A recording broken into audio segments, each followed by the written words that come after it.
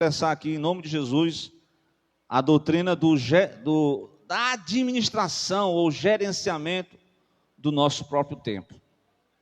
Glória a Deus. Por isso que Paulo escreve com muita inspiração, pelo poder do Espírito Santo, a forma de como nós devemos remir ou aproveitar as oportunidades da vida. Glória a Deus. O tempo é uma oportunidade que Deus nos dá, irmãos, de nós vivermos esse propósito que Ele fala aqui, a vontade do Senhor, e viver de forma sábia, de forma com entendimento, porque a gente pode perceber que há muitas futilidades que roubam o nosso tempo. Glória a Deus. Então hoje, nesse dia, nessa doutrina de hoje, pedimos ao Santo Espírito de Deus que nos dê essa sabedoria para administrar o tempo, as oportunidades, e não perdermos. Pastor, na terça-feira pregou sobre a frustração. Não sei se alguém aqui acompanhou. Ninguém acompanhou. Mas acredito que se você não utilizar o seu tempo de forma sábia, no final você vai ficar com um sentimento de frustração. Os irmãos acompanhem depois no YouTube, certo? É muito importante a mensagem doutrinária da nossa igreja sede. Então, irmãos, nós vamos apresentarmos aqui, com a graça de Deus, essas lições, de forma que possamos gerenciar o nosso tempo para melhor servir a Deus.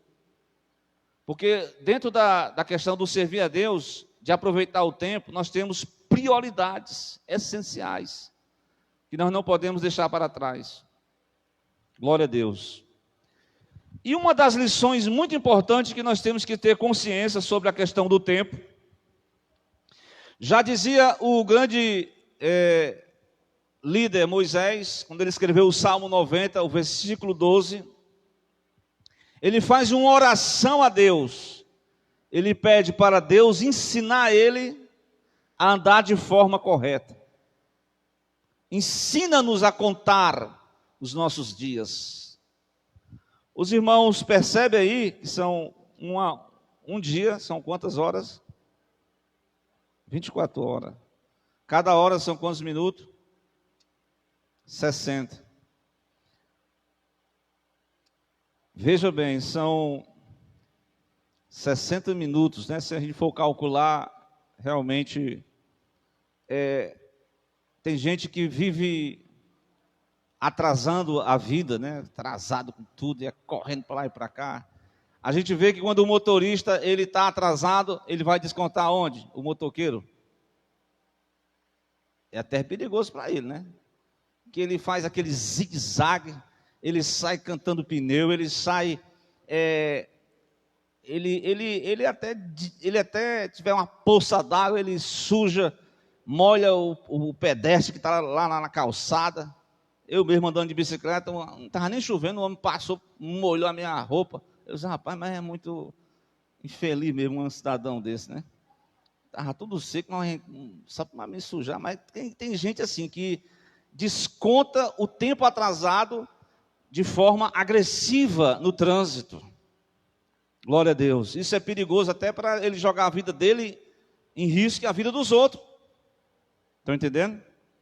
Então, ensina-nos a contar os nossos dias de tal forma que possamos alcançar um coração sábio. Salmo 90, o versículo 12. E aqui Paulo recomenda à igreja de Efésios, portanto, que os irmãos possam aproveitar as oportunidades, que nós possamos aproveitar o tempo, porquanto os dias são maus. Então, meus irmãos, quando nós vamos para uma carta escrita por Tiago, ele vai tratar sobre o planejamento da vida, porque se você não planejar, você vai perder muito tempo. E tem pessoas que de forma, ele diz lá, acho que é Tiago capítulo 4, ele diz, vamos para tal lugar, vamos fazer uma viagem, vamos comprar isso, comprar aquilo, vamos negociar, vamos ganhar muito dinheiro. Aí sabe por que o Tiago, Tiago é o livro de Provérbios do Novo Testamento. E Tiago vai dizer que essas pessoas estão agindo de forma até com prepotência. Aí ele vai definir de forma retórica, ele vai dizer assim, ó, no capítulo 4, eu não sei se os irmãos lembram desse texto, o capítulo 4 de Tiago, ele vai dizer assim, o que é, capítulo 4, a partir do versículo 13, mas especificamente no versículo 14, digo-vos que não sabeis o que acontecerá amanhã. Há muitas previsões para o futuro, há muitas previsões para o amanhã, mas uma coisa é certa, ninguém sabe o que vai acontecer amanhã. Jesus disse, não pertence a vós saber as estações e o tempo. Ninguém sabe nem o dia da volta de Jesus. Glória a Deus. Então, Tiago está retoricamente fazendo a seguinte argumentação. O que é a nossa vida? Por que nós temos que aprender a viver sabiamente? Porque ele é baseado, a lição que temos que colocar em pauta, inicialmente, é que nós temos que administrar o tempo de forma sábia, porque necessitamos gerenciar o nosso tempo de vida, porque a vida é curta, a vida é passageira. A vida diz, biblicamente aqui na expressão de Tiago, que a vida é comparada a quê? A um vapor, que aparece por um pouco de tempo, depois desvanece. Diz o escritor, o mesmo Salmo 90, que a vida de um homem é até os 70, depois disso é só canseira e enfado. Então ele tem que aproveitar a vida, porque a vida é passageira. A vida tem pouca durabilidade. O irmão falou aqui que estava fazendo 34 anos de casado, né? 1987, né, irmã Rubens? Fizemos até as contas aqui, eu e o irmão Adamilton. Mas a vida é como um conto ligeiro.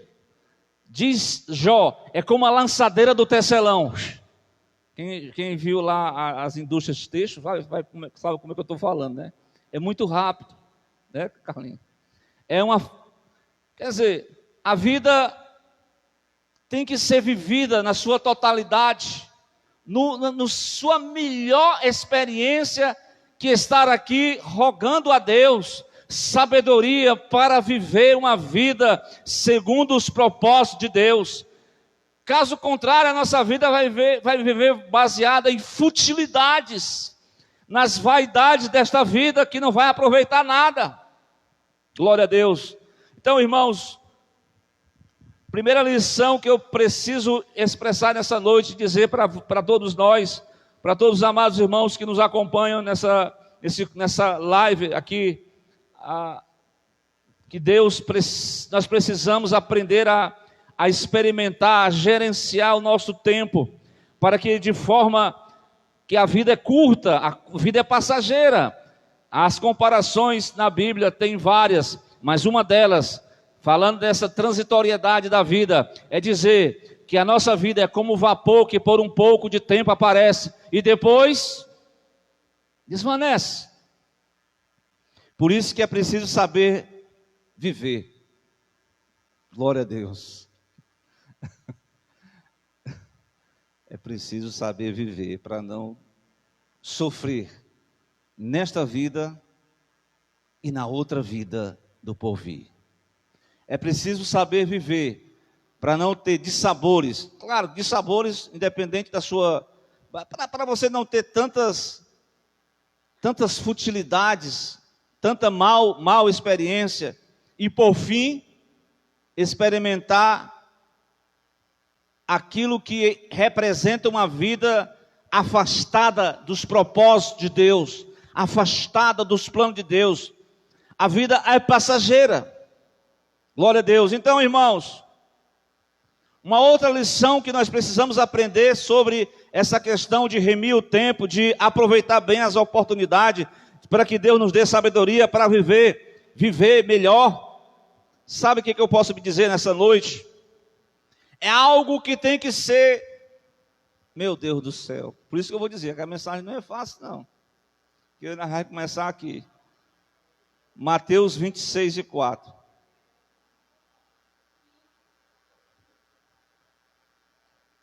Marcos 1:35 também, quem puder acompanhar. Mas o Mateus 26:4, Jesus estava vivendo um drama na sua... Uma vez eu vi um pastor falar, né, que o homem que viveu mais tempo, quem lembra?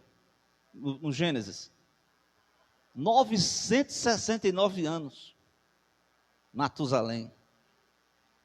Quantos anos de vida Jesus, na sua transitoriedade nessa vida, quantos anos de vida Jesus viveu aqui? 33 anos e alguns meses. Pouco tempo. Jesus morreu na flor da idade. Morreu jovem.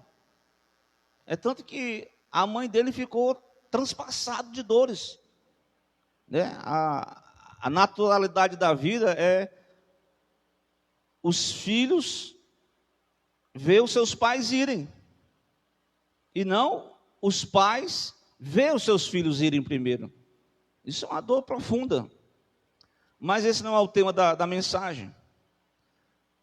A questão é que Cristo, no seu pouquinho interessante, é que ele, com a idade sacerdotal, ele vai, se expõe lá no Jordão, e ele vai cumprir o ministério de pouco mais de 3 anos, e ele percorre Jerusalém, Judeia, Samaria, Pérea, ele vai até as circunvizinhanças, ele vai de Ponta, ele atravessa o mar, ele vai a Decápolis, ele consegue...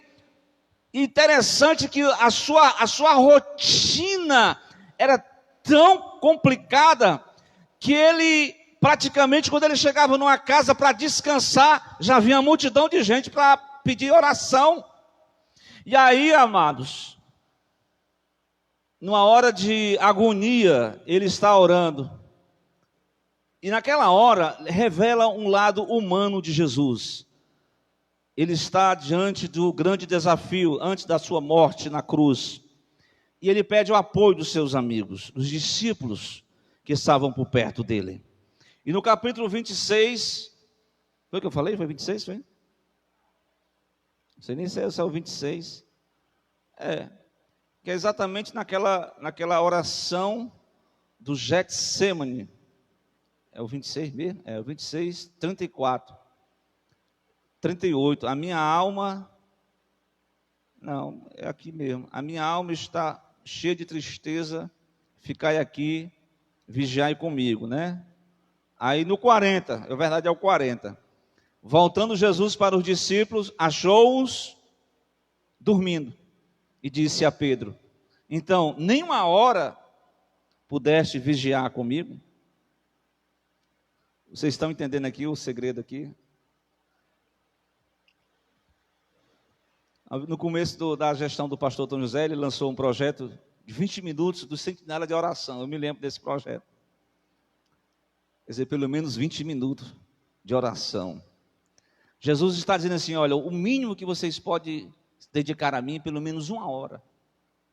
Eu sei que quando a gente acorda, já é correndo para lá e para cá, corre que tem que comprar um pão, tem que comprar uma merenda, tem que ir para o trabalho, leva o menino para a escola, vamos para o trabalho, pega a bicicleta, pega o carro, pega a moto, corre rápido, nós estamos atrasados, cadê a roupa, cadê o almoço, Leia, pelo amor de Deus, meu Deus do céu. Mas a questão aqui é que o tempo, essa prioridade é que tem que ser encaixada dentro do nosso tempo. Porque se a gente for olhar, nós não temos tempo para nada. Do nosso ponto de vista. Nós não temos tempo para orar, não. Nós vamos dizer assim. Aí eu consigo olhar para a vida de Daniel, que era um homem altamente político, altamente um trabalhador, um servidor público, a serviço de Babilônia, mas a serviço do rei Dário, mas tinha 3 tempos por dia para fazer orações ao Deus de Israel, abrindo a janela da banda de Jerusalém. Ele orava, ele clamava 3 vezes ao dia. Cristo está aqui pedindo: vocês não podem velar comigo pelo menos 1 hora? Glória a Deus. O texto de Marcos 1:35.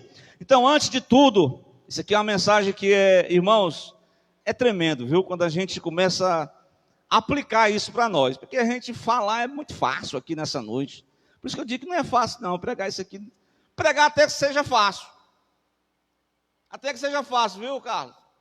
O difícil é você viver. 1:35. Você quer viver de forma sábia? Priorize a oração. 1:35, o que diz? Levantando-se de manhã, muito cedo, de madrugada, estando ainda escuro, saiu e foi para um lugar deserto, e ali orava. Irmãos, eu chegou um tempo aqui que eu preguei muito sobre o profeta Jeremias, e eu descobri lá no meio do livro umas orações que ele, irmão, tem umas orações de Jeremias lá que ele está pedindo a Deus: Senhor, eu não quero mais pregar, não quero mais mencionar no teu nome. Mas, irmãos, havia um segredo na madrugada de Jeremias. Jeremias é um homem que nunca alcançou os seus objetivos da sua pregação. Ele sempre pregava e o povo não obedecia. Mas uma coisa era certa: quando Jeremias se sentia esgotado espiritualmente, esgotado ministerialmente, ele ia para a madrugada, ele pedia o reforço, ele pedia o renovo, ele pedia a restauração. Aí Deus lapidava, aí Deus lavava, aí Deus ministrava, e ele levantava como arauto do rei, como mensageiro da verdade. Ele não se cansava de pelejar, porque diz: Jeremias, pelejarão contra ti, mas não prevalecerão, porque eu sou contigo para te livrar. Glória a Deus. Então é isso que Deus faz quando você se sentir desmotivado de ir para a igreja. Porque tem irmão assim, principalmente depois de um negócio desse, de uma pandemia dessa, que as portas tudo fechadas, não tem mais nenhuma motivação para nem a oração, não é nem mais 5 minutos. Meu Deus do céu. Mas aqui está um segredo, a lição que eu deixo aqui para mim. Eu preciso refletir, a segunda lição que me fará refletir, para melhorar, gerenciar o meu tempo de vida, o meu tempo de... Quanto tempo eu tenho aplicado em oração? É uma pergunta que eu deixo para mim e para você. Isso é uma atividade prioritária. O tempo que os crentes estão investindo em oração vai refletir na qualidade de vida deles. É por isso que muitas vezes nós estamos anêmicos, espiritualmente, apáticos, espiritualmente, sem forças, sem graça. É porque não está se priorizando o que Jesus disse, o princípio de reservar o seu tempo com Deus em oração. Glória a Deus. Então, nos seus 33 anos, Jesus vai chegar, e a gente bate boca com muitas questões. A terceira lição que eu quero apresentar está em capítulo 9 de João, versículo 4. Ele vai estar uma discussão. Havia um cego de nascença, e os discípulos perguntaram: quem foi que pecou? Por que esse pessoal nasceu assim? De quem é a culpa? Sabe que, vou nem contextualizar esse assunto, mas há uma busca para o culpado. Mas não se trabalha as prioridades de ajudar as pessoas. Mas há uma briga, há um envolvimento, os discípulos estão procurando saber quem é o culpado por aquele rapaz ter nascido cego. Jesus não foi gastar tempo. Tempo é precioso, com questões filosóficas, teológicas, com questões políticas, com questões da origem do sofrimento, não. O que ele faz? Ele expressa no capítulo 9, versículo 4. convém que eu faça as obras daquele que me enviou, enquanto eu tenho que aproveitar o dia, porque vai chegar a noite que ninguém pode mais trabalhar. Essa noite aqui refere-se à noite, o repouso da morte. Pode ser também a noite do sofrimento, da dor, a noite da lamentação, onde você não tem mais força, onde você não tem mais condições. Ele diz, é interessante que ele usa o verbo no plural, devemos nós fazer as obras daquele que nos enviou enquanto é dia, porque a noite vem quando ninguém pode mais trabalhar. A terceira lição que nos chama a atenção é que nós temos que aproveitar a oportunidade em relação à nossa missão de vida. Nós temos que aproveitar a oportunidade. Temos gastado tempo com questões fúteis, que não levam a nada. Então Jesus cuspiu no chão, fez lodo, untou os olhos do cego, mandou o cego para o tanque de Siloé, o cego foi, enxergou, voltou vendo, e agora Jesus diz, o mais importante não é ficar debatendo, não é bater boca, não é ficar gastando saliva. Temos que fazer as obras daquele que nos enviou enquanto é dia. Temos que consumir o nosso tempo com a missão do Cristo, com a missão que o Pai enviou e que o Cristo delegou à sua igreja. Os irmãos entendem essa mensagem? Amém? Glória a Deus. Então essa é uma terceira lição que eu quero deixar para cada um de nós nessa noite. A lição de aproveitar a oportunidade em relação à missão de vida. O próprio Cristo tinha uma missão de vida. Eram 3 anos e alguns meses. Ele tinha pouca oportunidade. Não podia perder a oportunidade. No momento em que ele estava ali, ele realizou a obra do Pai. E a obra do Pai não é ficar discutindo. Temos irmãos que querem descobrir coisas que Deus não revela. Aí a vida toda é discutindo. E é perca de tempo. Não vamos perder o nosso tempo com besterol. Não vamos perder o nosso tempo com questões não resolvidas. Mas precisamos fazer a obra daquele que nos enviou enquanto é dia. A noite vem quando ninguém pode mais trabalhar. Glória a Deus. Qual foi o texto que eu li? 5,16 de Efésios. Remindo o tempo. Por quê? Os dias são maus. Falei que a primeira lição nós temos que aproveitar porque a vida é passageira. E uma das prioridades da vida é a dedicação à oração e à leitura bíblica. Terceiro, a obra de Deus. A obra de Cristo, que é trazer visão aos homens que estão cegos espiritualmente. Levar a palavra da luz, a palavra da verdade, a palavra que liberta. Mas eu quero falar nesse quarto aspecto aqui, baseado nesse texto. Remindo o tempo, porque os dias são maus. Eu pesquisei hoje sobre os ladrões do tempo. Quais são os ladrões que roubam o nosso tempo? Você já parou para pensar quais são esses ladrões que roubam o nosso tempo, Carlos?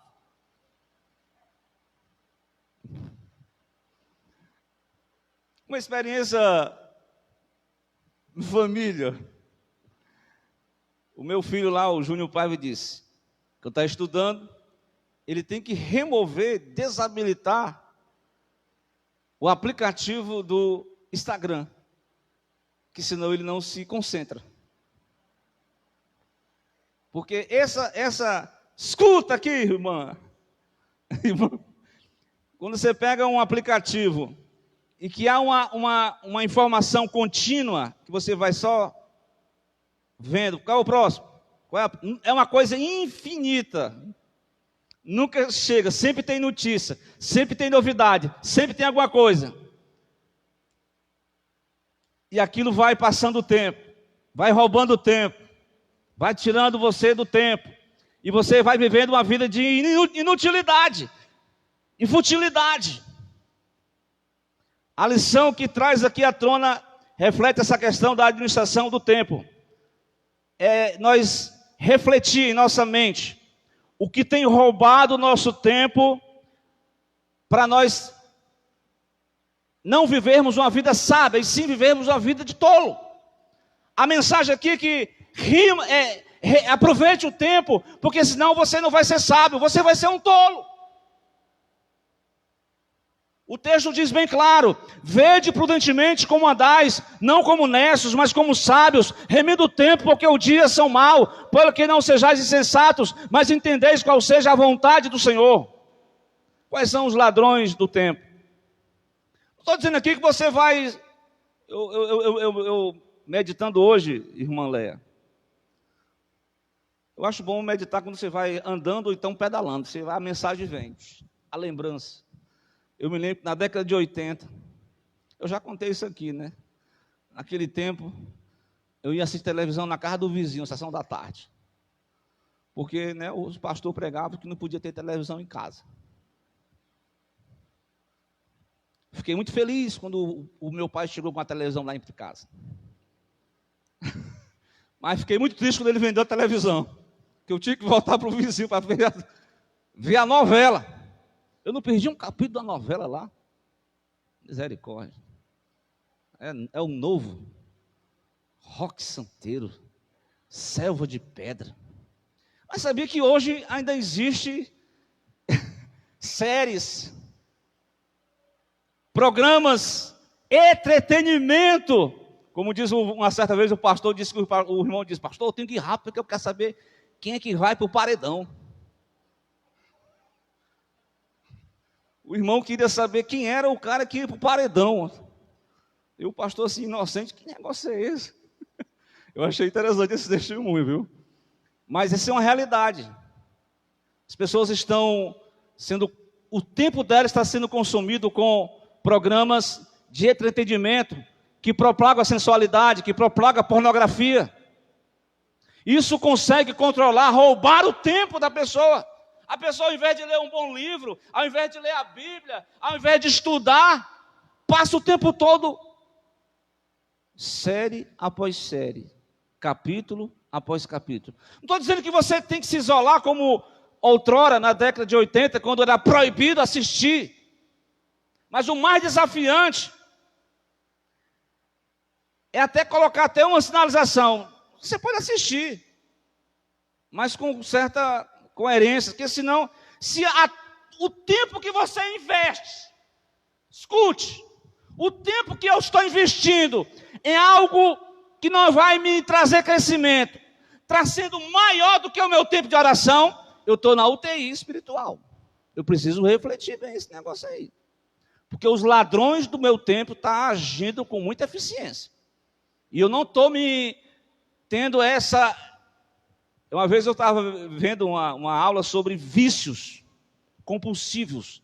A gente pensa que o vício é só cigarro, bebida, drogas. Mas o vício pode ser algo que aprisiona, que rouba o teu tempo, que você não consegue viver sem aquilo. Você não é dominado por essa coisa. Você tem, esse aqui, eu estou vendo que essa mensagem aqui não é para... Né, eu estou me achando aqui o super... Eu estou aqui me enquadrando junto com vocês. Porque essa é uma verdade que tem que ser falado mesmo, porque a gente tem que ser alertado. Porque nós precisamos priorizar, não a futilidade. Nós não podemos priorizar esses ladrões de tempo. Porque precisamos dedicar. Jesus disse, pelo menos 1 hora. Você não pode velar comigo? Você não pode cantar um hino, você não pode ler 3 capítulos da Bíblia, você não pode fazer uma oração na sua casa, você não pode ter um momento de oração comigo. Você quer vitória, você quer conquista, você quer crescimento, você quer alcançar as promessas, mas você não está fazendo por onde? Você está vivendo de forma insensata, você não está sendo sábio ou sábia. Glória a Deus. Aproveitai as oportunidades, porque há pessoas que hoje estão lamentando o tempo perdido em futilidades, perdido em coisas que não levaram a nada. Mas a mensagem é para refletir mesmo, é para a gente aplicar, é para cada um de nós. Eu quero dizer para vocês nessa noite, além dessas 4 lições que eu falei aqui, remindo o tempo, porque os dias são maus. Uma outra lição para finalizarmos é que é preciso aproveitar a vida, é preciso viver, aproveitar as oportunidades. E tem outro detalhe. Eu falei no primeiro tópico que a vida é passageira. A vida é curta. No dizer de João, como eu falei aqui, de Tiago, é como um vapor que aparece por um pouco de tempo, depois desvanece, some. Mas nós temos que aproveitar a vida, as suas oportunidades, e nunca esquecer, porque parece que a vida, para muitos de nós cristãos, é só aqui e agora. Quando Paulo traz a doutrina sobre a ressurreição dos mortos, no capítulo 15 de 1 aos Coríntios, exatamente no verso de número 19, ele diz: infeliz somos, se esperarmos em Cristo, somos os homens mais miseráveis de todos os homens, se esperarmos em Cristo, somente nesta vida. Somente nesta vida. E eu me lembrei de Pedro, porque Pedro aprendeu de Jesus a remir o tempo, a aproveitar as oportunidades, a não gastar tempo com discussões infinitas que não chegam a nenhum objetivo. Pedro agora estava mais doutrinado sobre a questão do tempo, e ele tinha consciência de uma questão muito importante, que a lição da vida é viver o melhor de Deus, é experimentar o propósito de Deus, mas é nunca perder a perspectiva de que a nossa vida não consiste apenas neste mundo. Há uma eternidade, Deus é o Pai da eternidade. Salmo 90 diz que de eternidade a eternidade, Tu és Deus. Glória a Deus. Então, segunda carta de Pedro, eu acho que Pedro está ali contando, orientando aqueles irmãos. E aí ele vai dizer no versículo de número 13. Portanto, cingindo os lombos. É o 13 que eu falei? Foi? É a segunda carta, do Lênin é a primeira, meu Deus do céu. A segunda carta de Pedro, versículo de número 13, ele diz assim, ó: tenho por justo, enquanto estiver nesse tabernáculo. O tabernáculo que ele fala era a vida dele, o corpo dele. Nós somos tabernáculo de Deus. Esse tabernáculo, despertar-vos com admoestações. Pedro está trazendo exortações, despertamento, aproveitando o tempo que ele tem nesse tabernáculo. Pedro não está mais perdendo tempo com conversas com a guarda, como ele conversava muito. Ele está sabendo utilizar, até administrar o tempo. E ele diz: eu quero despertar em vocês um sentimento, glória a Deus, de que enquanto eu estiver nesse tabernáculo, eu tenho que admoestar, eu tenho que pregar, eu tenho que anunciar, eu tenho que edificar. E no versículo 14, sabendo que brevemente, irmãos, isso aqui acho que todo mundo não teria essa capacidade que Pedro teve, não, mas nós não sabemos quem somos nós, né? Eu falei agora, não sei se eu falei uma heresia aqui. Conhece a você mesmo? Tem gente que não conhece, não sabe. Porque Pedro, ele cresceu uma intimidade tão grande, que o próprio Cristo, o Espírito, revelou a ele a sua partida. Ele diz, olha, versículo 14, né? Sabendo que brevemente hei de deixar esse meu tabernáculo. Brevemente, a vida é passageira. Brevemente iria deixar esse tabernáculo, como também nosso Senhor Jesus Cristo já me tem revelado. Glória a Deus. Aí no versículo 11, vai um pouquinho mais atrás. Porque assim vos será amplamente concedida a entrada. Irmão, se nós tivermos essa esperança aqui, nós vamos viver qualquer problema, a gente já está tudo padecendo de pavor, mas há uma expectativa de uma eternidade. Há uma expectativa de uma entrada no reino eterno. E esse reino eterno, é claro que ninguém, humanamente falando, a gente deseja cumprir o nosso papel, cumprir o nosso projeto de vida direcionado por Deus nessa vida. Glória a Deus. Mas é a consciência de que eu tenho que aproveitar as oportunidades, porque eu tenho uma perspectiva da vida eterna. Glória a Deus, que a vida ela não é só aqui agora. Infelizes seremos se contarmos com Cristo somente nessa vida. É por isso que nós temos que tomar uma decisão. Há muitas pessoas hoje que pode estar me ouvindo. Eu não vou ouvir esse negócio de mensagem da palavra de Deus. Eu vi um político aí, que até saiu do Brasil. Disseram para ele: fulano, se você tivesse um dia de vida, o que você faria? Não sei se você lembra dessa questão, lembra? Ele disse que usaria todas as drogas possíveis. Ele disse que teria vida sexual com quem for, homem ou mulher. Ele desfrutaria de o que a carne proporcionaria para ele. Realmente é uma decisão de uma pessoa que quer viver uma vida segundo a carne, quer viver uma vida sem nenhuma perspectiva da eternidade, sem nenhuma perspectiva que Deus vai trazer juízo sobre todos os homens, sem nenhuma perspectiva de que a eternidade é certa, com Cristo ou sem Cristo. É claro que sem Cristo é um padecimento. Agora veja bem, quando uma decisão para viver sabiamente, porque a vida sem Cristo, né? Uma vida descompromissada com Deus, faz a pessoa ter liberdade. A pessoa tem liberdade para fazer o que ela quer. Tudo bem, Deus não vai forçar ninguém a aceitar Ele. O plano de Deus como é que eu posso dizer? É o livre-arbítrio. O homem tem que tomar uma decisão inspirada pelo Espírito Santo da verdade.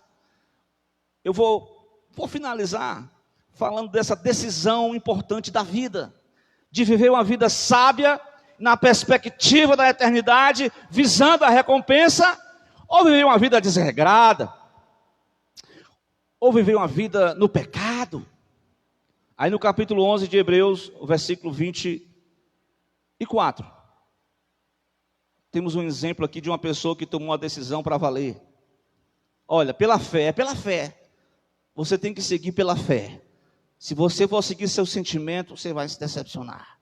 Você tem que seguir a fé que vem do Deus vivo, pela fé. Olha o que Moisés faz. Sendo já grande, recusou todo o privilégio de ser chamado filho da filha de Faraó. Por quê? Escolhendo antes ser maltratado com o povo de Deus, que por um pouco de tempo ter o gozo do pecado. Ele sabia que a glória dele ia ser por um pouco de tempo. Ele preferiu antes ser enquadrado, ser identificado como um israelita, sofrer, porque ele tinha uma visão além do aqui e agora. Ele diz assim, tendo por maiores riquezas o vitupério de Cristo do que os tesouros do Egito, porque tinha em vista a recompensa.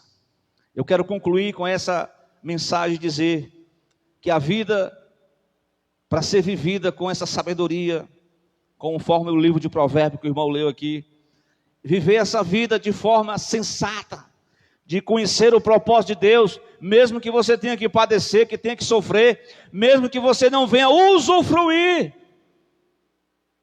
do pecado, mas o pecado é momentâneo, as consequências dele são eternas. As delícias do pecado são momentâneas, mas suas consequências são as consequências para esta vida e para a eternidade. Então você tem que tomar uma decisão.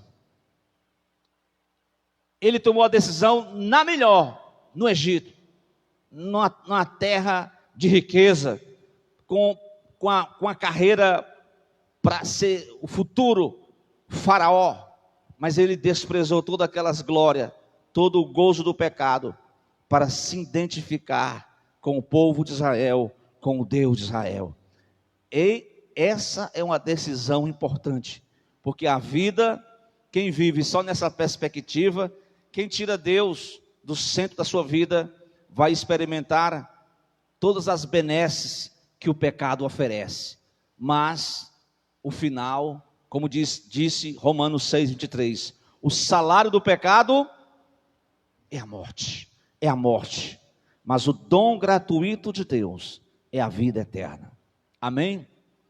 Que o Senhor venha nesta noite fazer-nos refletir mais, para que nós venhamos a nos dedicar mais, a orar mais, a entender que a nossa vida é frágil, é curta, por mais que chegamos a, como diz Eclesiastes, a velhice, mas tudo é vaidade, tudo é passageiro. Precisamos priorizar na vida, que é mais importante. Aqui eu coloquei, tem muitas outras coisas, que você, tem muitos ladrões do tempo, mas tem coisas que você tem que investir, né? Eu estava falando com a Leia ontem, preciso investir tempo com aquela menina lá em casa, né? Porque às vezes a gente apacenta os outros e esquece os de casa, principalmente na questão do estudo, né?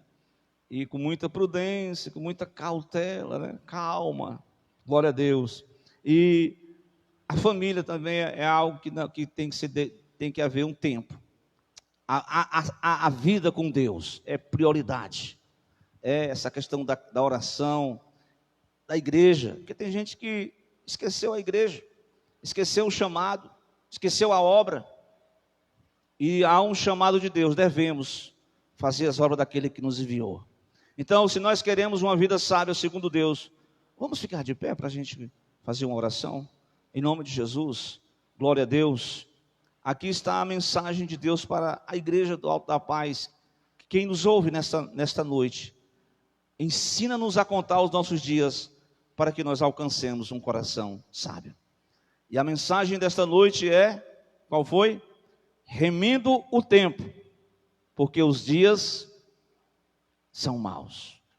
Os dias são maus. Se a gente não aproveitar as oportunidades, nós podemos nos engodar com este mundo mau.